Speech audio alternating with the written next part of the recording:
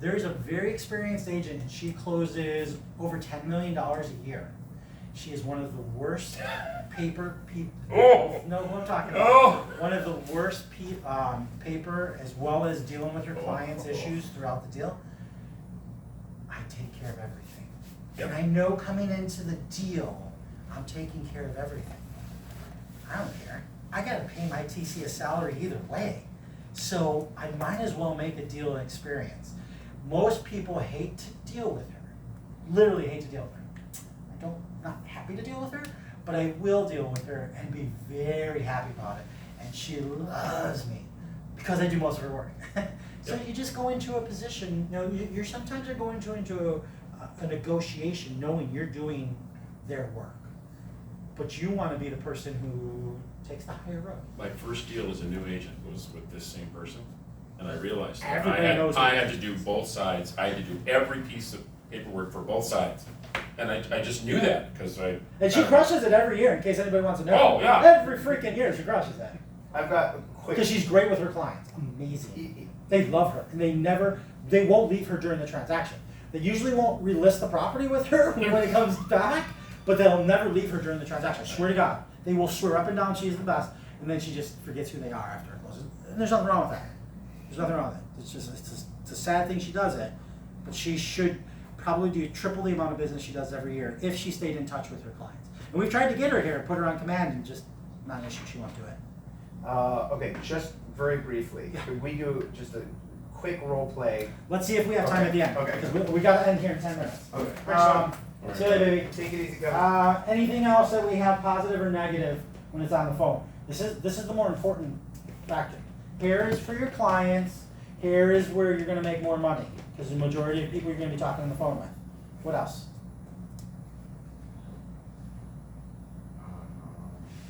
Things to think about. A monotone or flat voice. If somebody's talking like this to you, they are disinterested in what you have to say. They've already lost the possibility of getting an answer from them. My job is to be nice and happy with them and try to get them to get back into that positive. I feel it's much easier to get somebody positive on the phone than it is in person.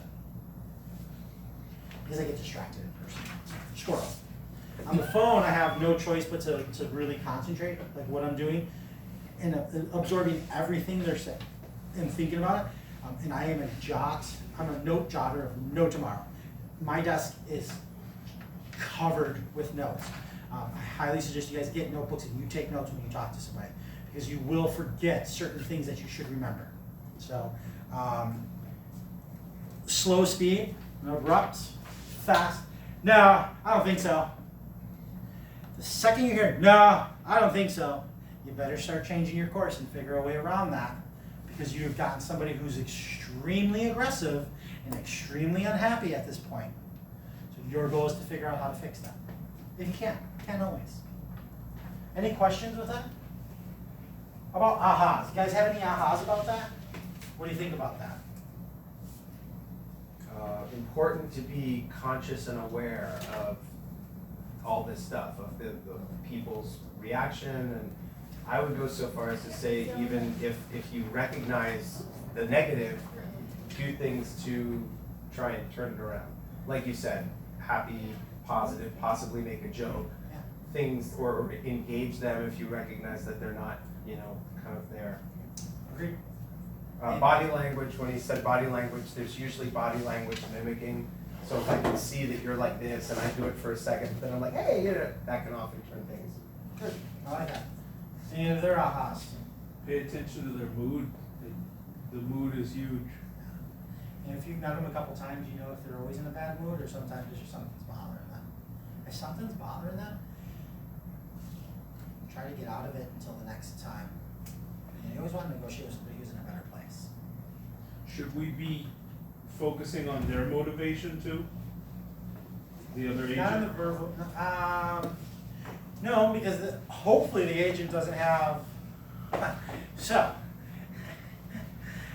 okay, I'm going to teach you guys a little trick here.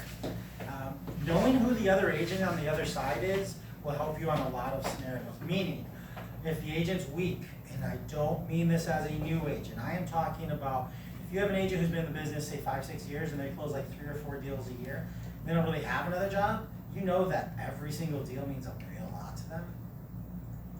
You might be able to get more answers out of them than anyone How do we else. find that out? Ask our broker. You can look on the MLS. MLS. Okay. Yeah, you go to, I'm gonna show you. Always. You ready? Yeah, go. All you gotta go is to, you said something that screwed up my train of thought. You go to the heading of properties, I think it's called multi-use, that's what it is. Or, shoot. Oh, you got? I'll do it, I got it right here.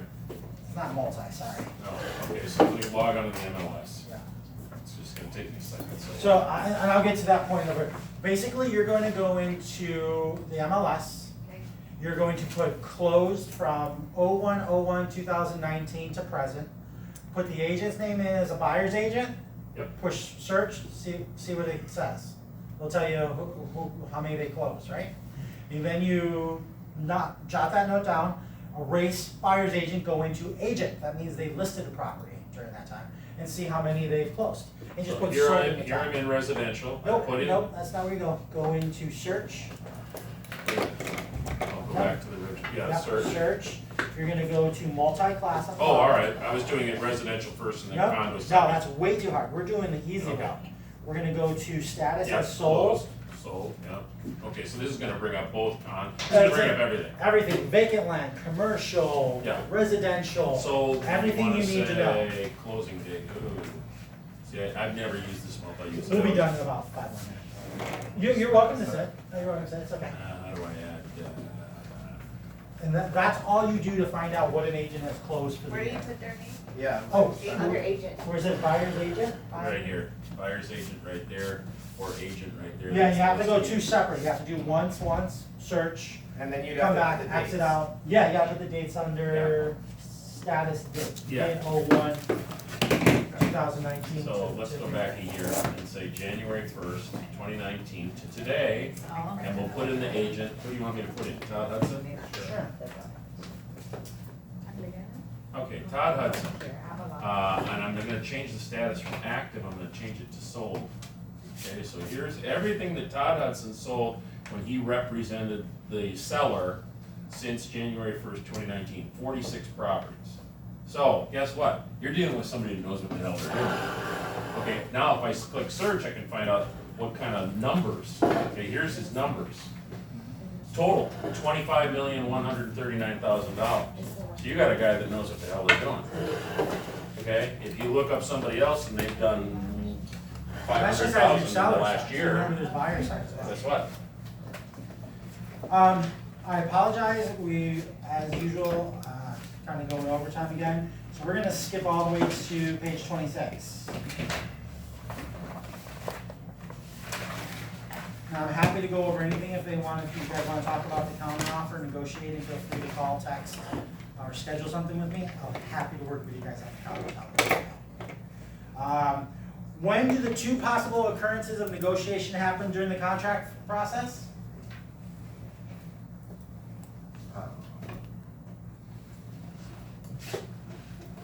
Pre-negotiation. Pre-negotiation and? Counter, like when there's counter or? So it's not pre-negotiation because you can't negotiate something you haven't made an offer on. So first time is going to be during the offer phase with the goal of getting into contract. That's your first time of negotiation. The second time is during the J1 inspection period. Now, I have had clients who have told me, hey, we're going to accept at this price, but during the contract, we want to make sure we negotiate it down to this price. I tell them, this is my personal business model. That is an absolutely horrible way to do business. I feel if it's warranted inspection items, I'm happy to negotiate at that point. I do not want to go into this relationship knowing that you plan on changing the terms of it while we're in contract. So, we have one of two options here. You can find other representation, and I promise there's other agents who will do that, or we're really going to do this fairly. Let's go with a lower price off the bat and be done with it. Or if you're just gonna negotiate it off the things that we know we're gonna find on the inspection, I'm cool with that as well. But I am do not wanna go into this negotiation knowing that you're gonna try saving another $25,000. There are a lot of clients on the mainland who perform their business practices that way. I do not wanna be known as that agent. That is my personal preference. I also wanna have 5-star Zillow reviews all up and down my Zillow reviews. That's the reason I'm okay with letting certain clients walk away, knowing that they're gonna give me a bad review if I don't do exactly what they want, by stopping them from the get-go. Make sense? Name some of the common points of negotiation. What do we talk about? The reason for points that we use for negotiation? Price. Price. Repairs. Repairs, absolutely. Time, Closing dates? closing dates, Yeah. credits, Yeah. What else? 2 more things, guys. Terms and closing dates. These are all part of the negotiation. And we're always asking the other agent so we know how we can negotiate from the get-go, right? If we can get a better price or not. What are the components of the 3 Ps approach?